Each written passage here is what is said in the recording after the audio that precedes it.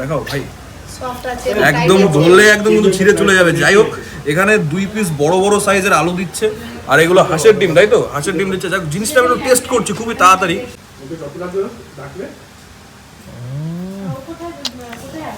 ভাই খালি সফটনেসটা দেখো, সফটনেস, বাহ! এরকম সফট, এরকম সফট খাসির মাংস পেলে সাথে বিরিয়ানি, পুরো জমে যাবে রে ভাই।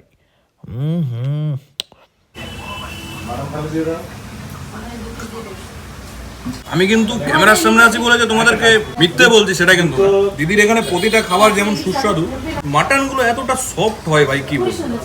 আর এই যে টোটাল যে প্যাকেজটা 550 টাকার ভেতরে দুজন কিন্তু তোমরা এনাফ, আর চাইলে কিন্তু আরো তোমরা রাইস পেয়ে যাবে, মানে আনলিমিটেড, তাই তো?